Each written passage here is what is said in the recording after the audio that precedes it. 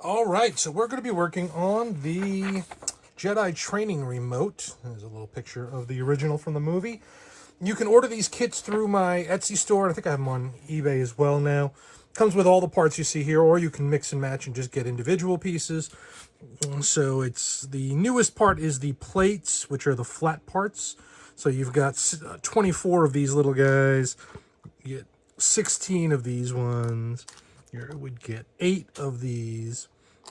You would get, then you got the resin kits. These are cast directly from whatever original model kit was used in the film.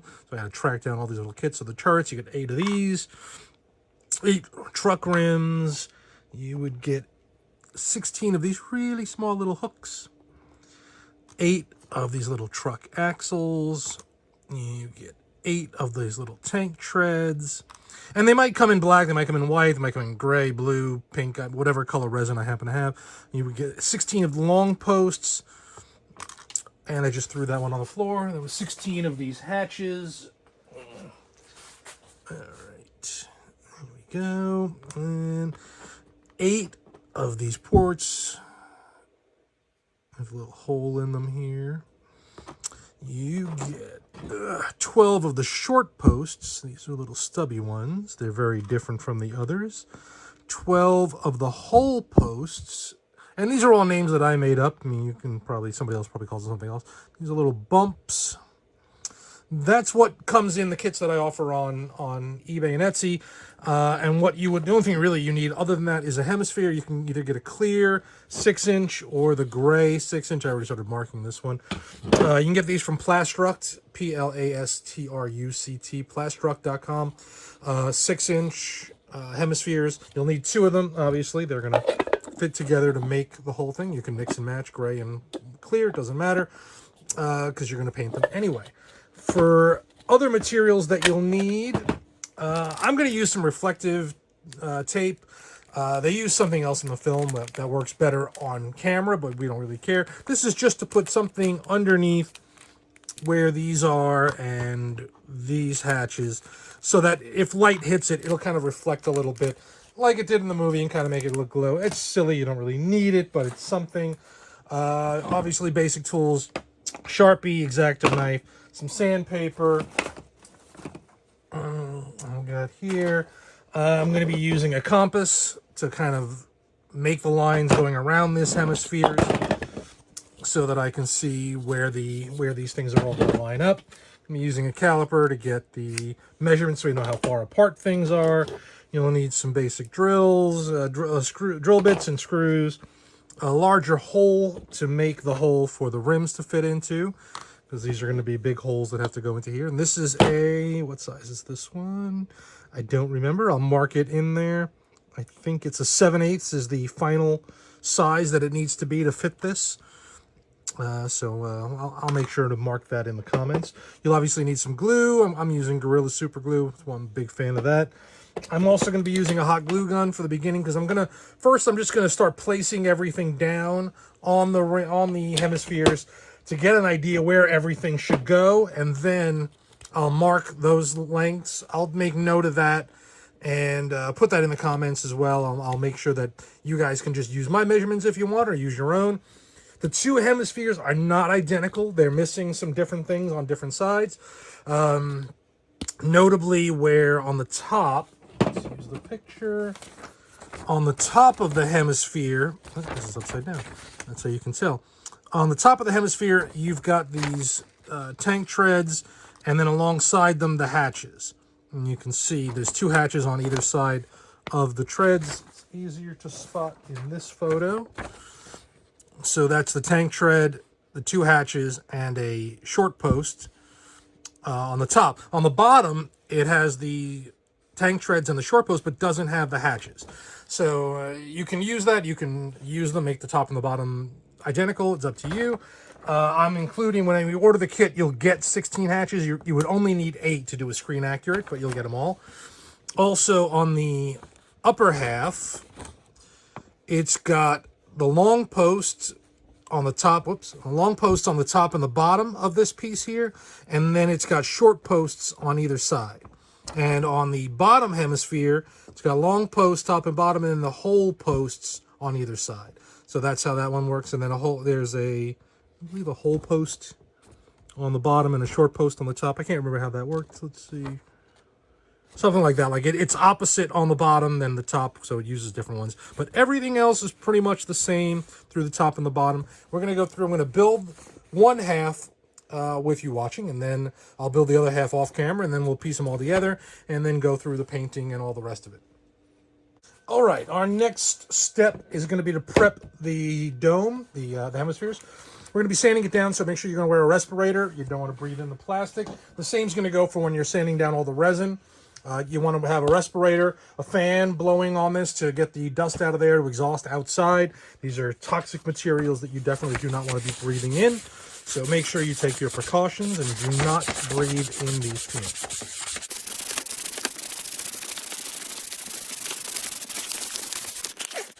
Again, nothing crazy. We're just trying to get a little bit of texture onto this piece so that we can mark it up and then paint it and glue things to it so it will stick. All right, now we're going to mark all the different hemispheres.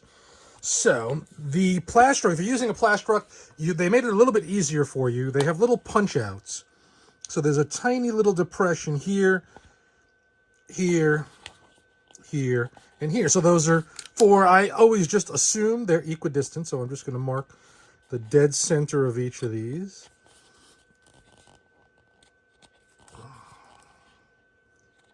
Maybe they're off, but I can't tell. And then that's going to be my start on each corner to find my quadrants. All right. So now we know that. We know where the top is. We got the center right here.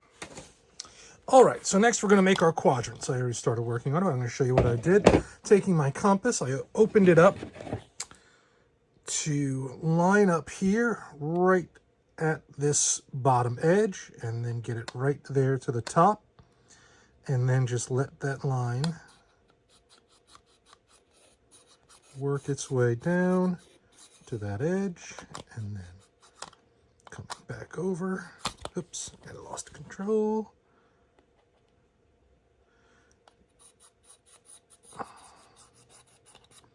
And that'll get you your 4 quadrants. Right there. All right. So now we know. All right. I decided to add one more line. So I went and I measured the distance between these 2 points, and it was 4 1/4. So the center would be 2 1/8. So I did that one as well. And then we'll take our compass again and mark these points.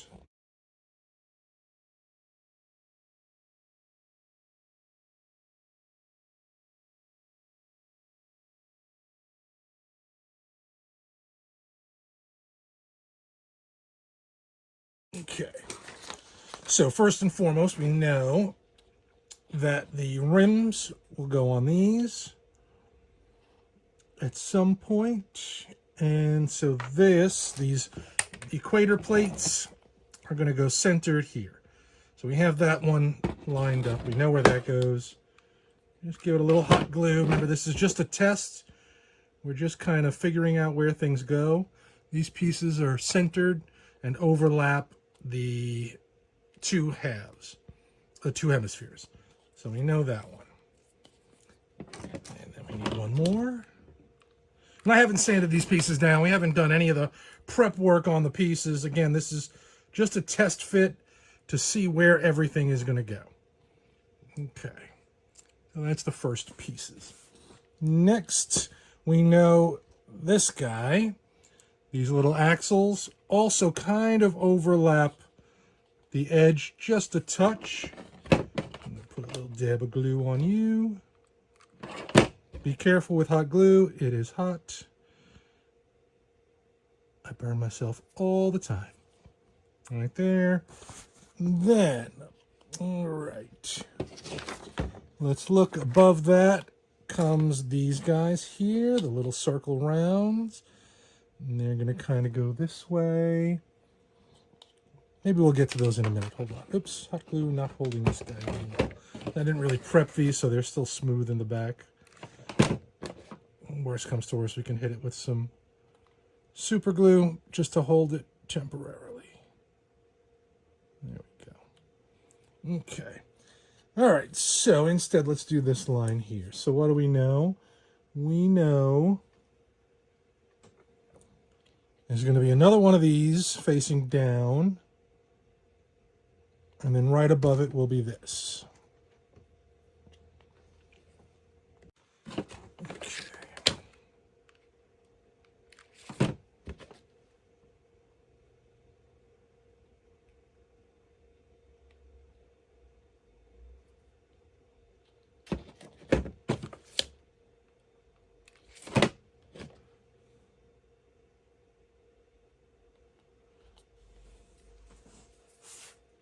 Okay. And this guy needs to be kind of right above that, like so.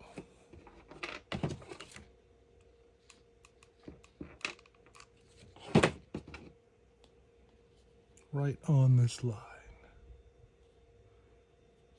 Okay.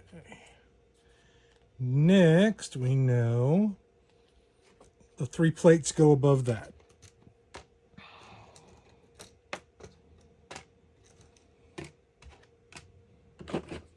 One right in the center.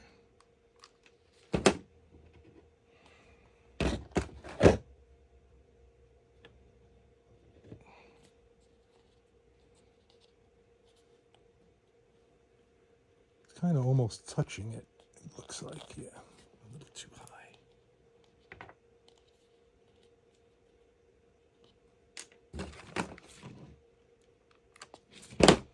This is why we use hot glue. It's much easier to make adjustments. Okay. And then these other guys go kind of right next to them.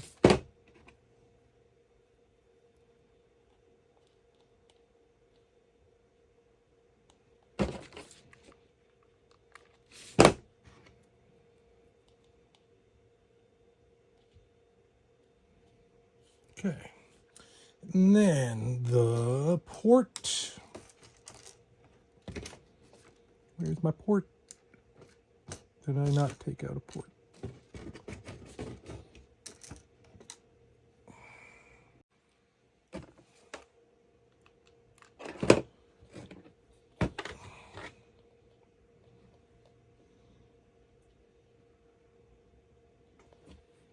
Okay. Then comes the bump. Kind of like here. Not too far away.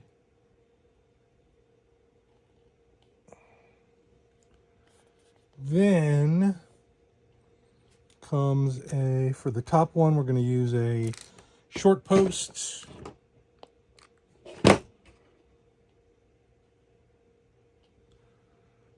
And then a tread.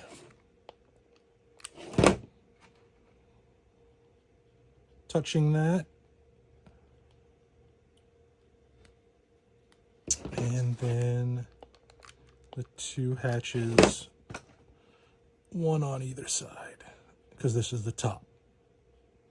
Remember, the top has these, the bottom does not have the hatches, if you're going for screen accurate. That looks pretty good right there already. For this line, we have these guys. This thing keeps popping off. We're going to leave that off for a second there. Where do we go? This has got to be, so this gets a long post right above it. Looks like it's just a hair above that.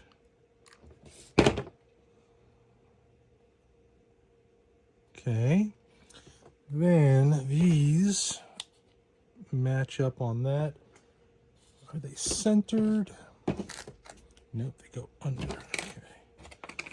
Turn him over. Just put a couple of dabs of hot glue there. Try not to burn my fingers.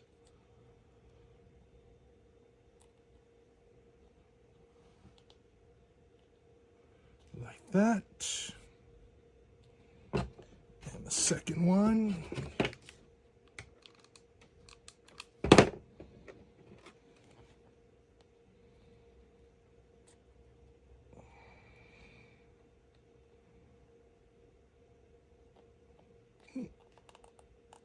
that.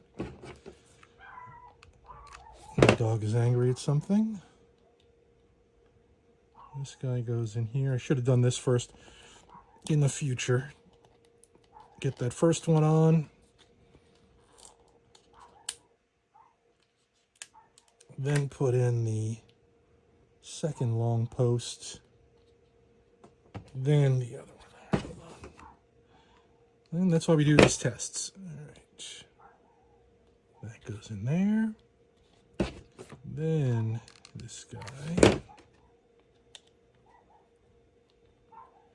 in here to fit perfect like that. Boom.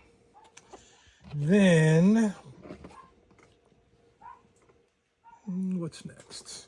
Well, the rim's going to go in the middle, but it's obviously got to be inserted, indented, so going to look kind of wacky sticking out like that, but so be it.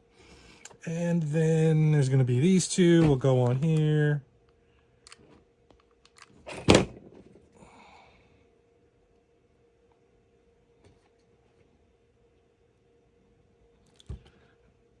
It's not aligned. It should be up here a little bit more, like that.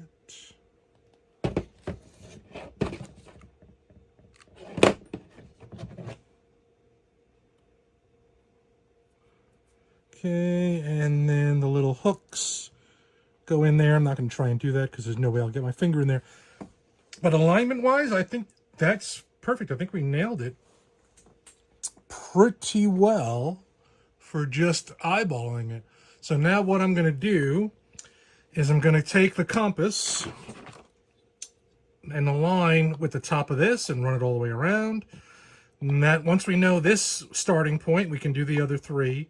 We know that they'll all align to each other. So then I'll mark this one. I'll run that around. Oops, I'm off the camera a little bit. I'll run this one around, then this one, then these, then this. This we'd already know, but I'll run it anyway, and then we'll run from where this starts. And that'll give us all the different lines for what's going to go where. And then it's just a matter of gluing it all back on. It's actually pretty simple.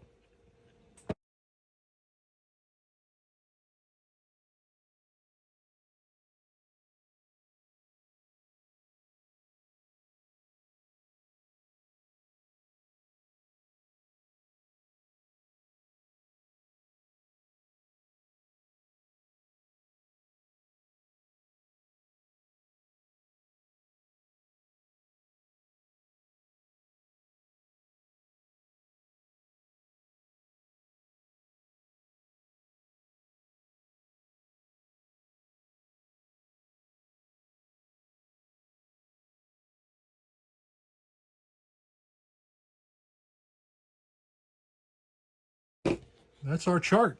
So now I'm going to take all the pieces, pull all these off, grab the rest of them, clean off all this hot glue, and now we're going to have to sand all these pieces flat. So right now, not flat rather, the opposite of flat.